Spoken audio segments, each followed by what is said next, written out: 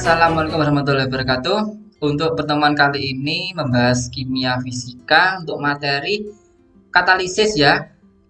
Untuk spesifikasinya adalah isoterm Langmuir ya. Tulisannya Langmuir ya, cara bacanya Langmuir gitu.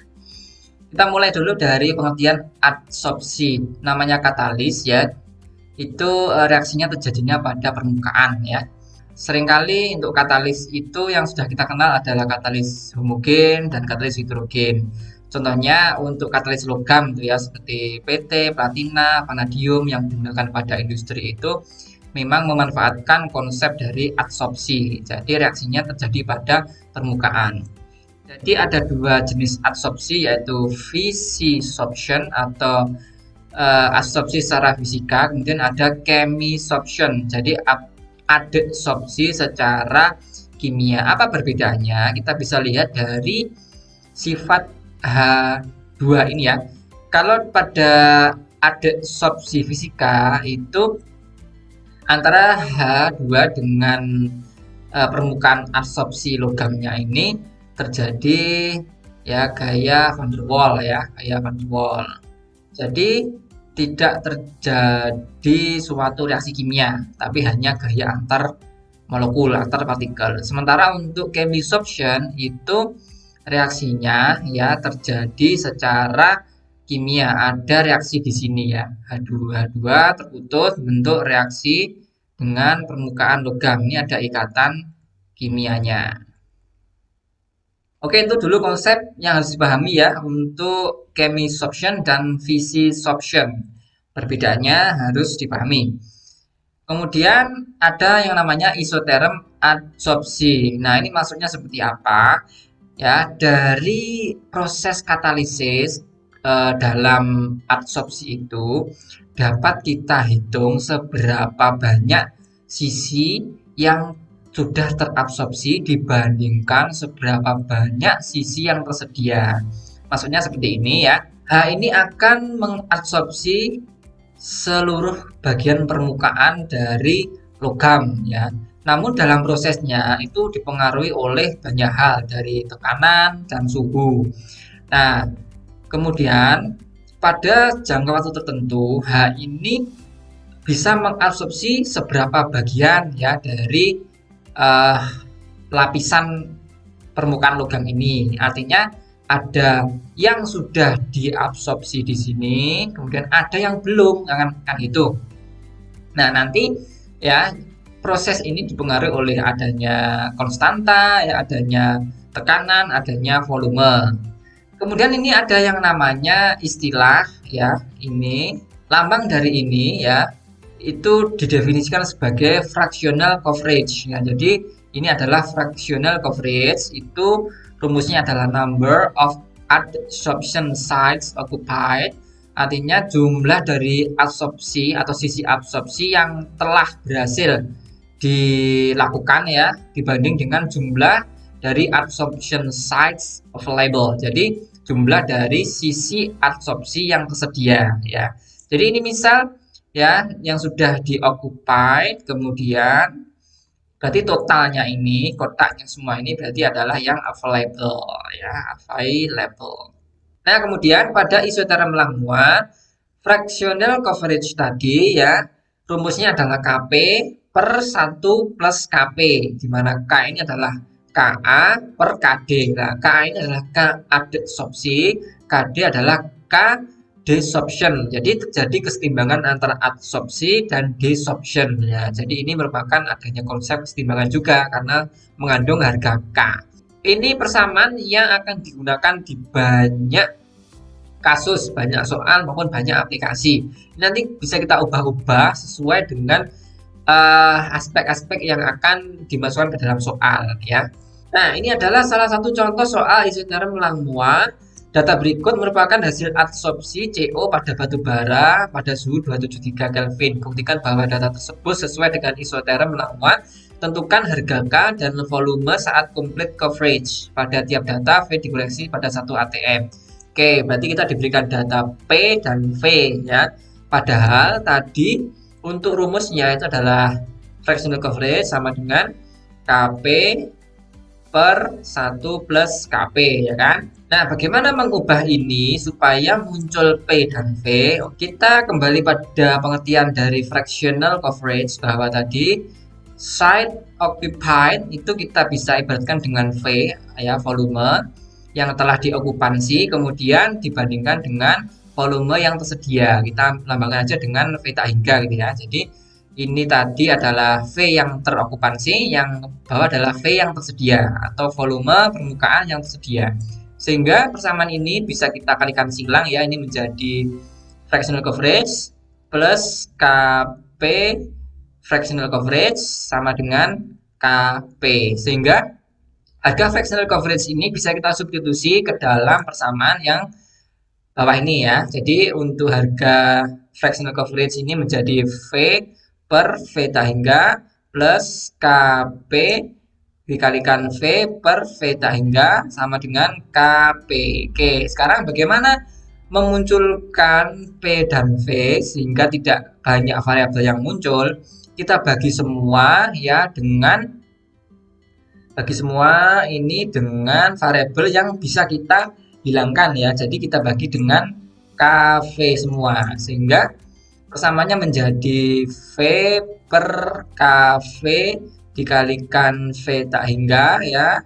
Ini kemudian plus KP dikalikan V per KV V tak hingga sama dengan KP per KV sehingga ini bisa kita coret V-nya yang ini ya, kemudian K-nya kita coret, V-nya kita coret, kemudian K-nya kita coret sehingga persamaannya tinggal seper KV tak hingga plus P per V tak hingga sama dengan P per V sehingga kita sudah punya persamaan yang mengandung P dan V. Nah, persamaan ini P per V sama dengan P per V tak hingga plus seper KV tak hingga sehingga persamaan ini bisa kita ubah, kita modifikasi lagi ya. P per V sama dengan seper V tak hingga dikalikan dengan P plus seper KV tak hingga sehingga setelah kita modifikasi ya persamaannya, maka kita bisa plotkan atau kita bisa konversi ke dalam sebuah persamaan garis bahwa P per V ini merupakan Y pada sumbu Y, kemudian untuk seper V tak hingga adalah M ya atau slope di sini, kemudian untuk P ini adalah X, kemudian seper KV adalah B atau interceptnya ya. Nah, dari sini kita bisa membuat plotnya ya. Plot dari P untuk sumbu X-nya ini, kemudian untuk sumbu Y-nya P per V ya, P per V. Jadi data ini sebenarnya kita bisa modifikasi ya menggunakan rumus dari fractional coverage yang awal tadi ya. Sehingga ketemu persamaan yang ini bisa kita plotkan garisnya, plotkan grafiknya. Nah, karena kita butuh plot dari P per V ya, sehingga kita butuh data masing-masing ya P per V-nya. Kita cari untuk masing-masing data.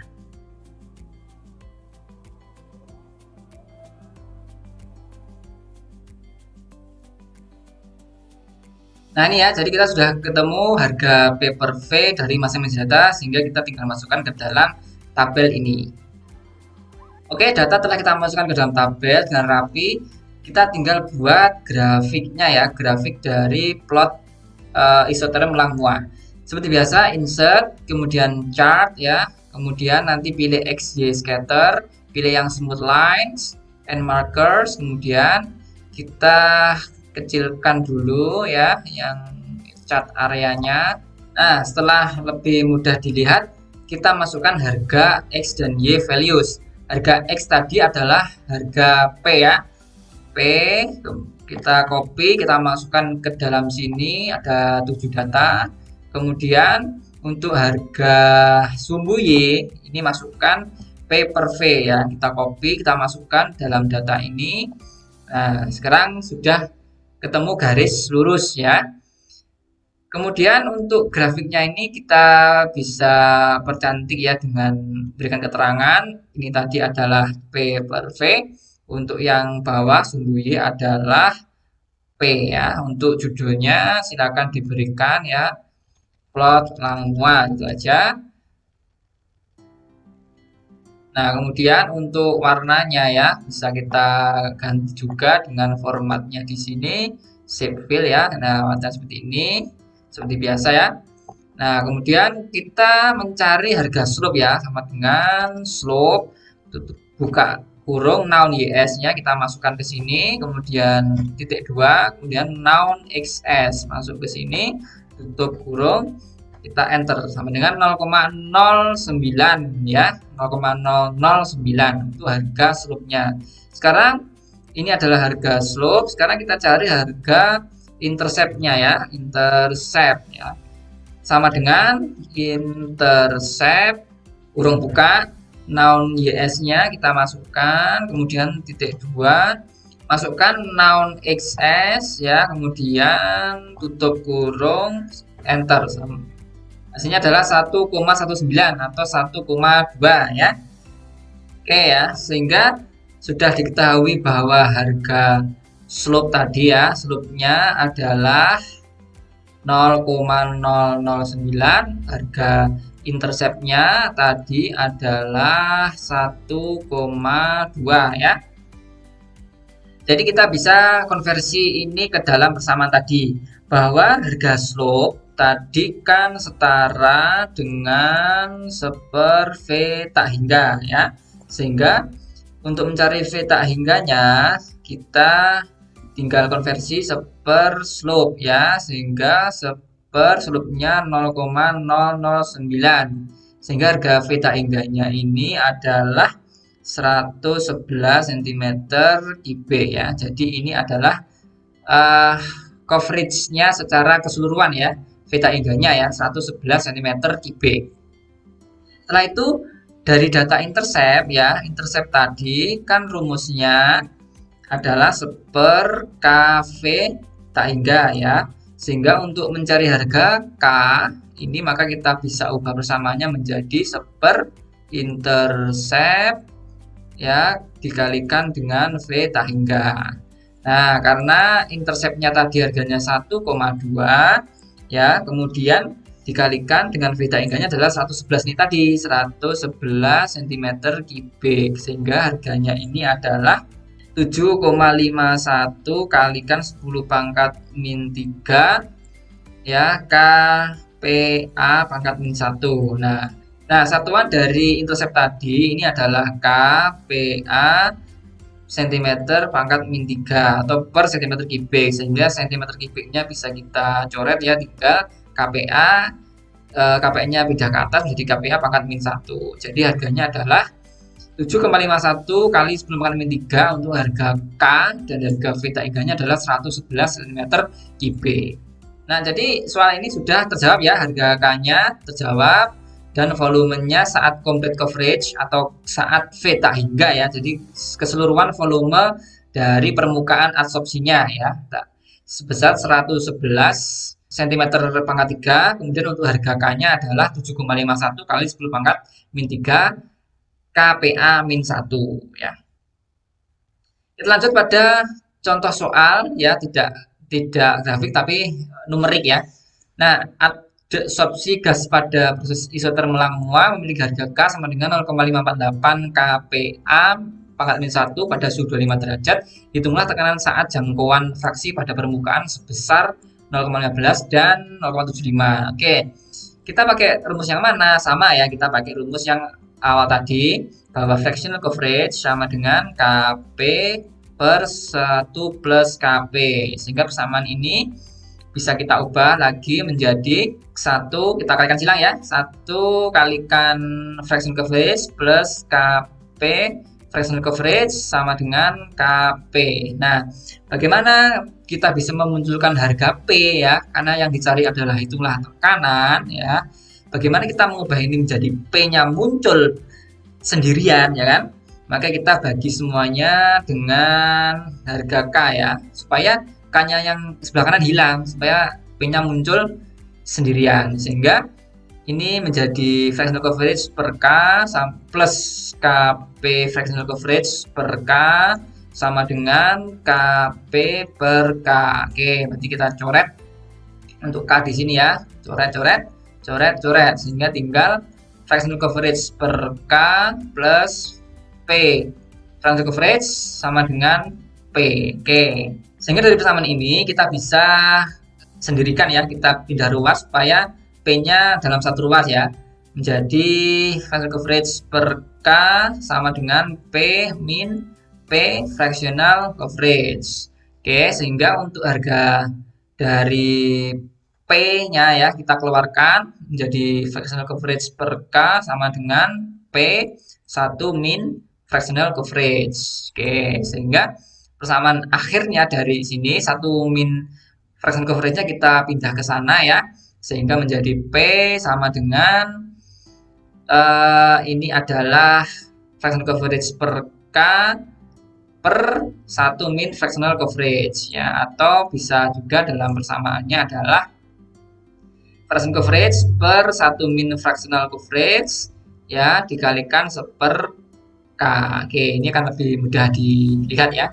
Nah, sehingga untuk jawaban yang A ini ya, untuk mencari harga P saat fractional coverage-nya itu adalah 0,15, maka tinggal kita masukkan fractional coverage ini ke dalam rumus ini ya, sehingga ini harga P sama dengan fractional coverage adalah 0,15 per 1 min 0,15 kita kurung dikalikan dengan seper konstanta 0,548 kPa pangkat min 1 ya, sehingga ini menjadi 0,15 per 0,85 dikalikan seper 0,548 kPa pangkat min 1.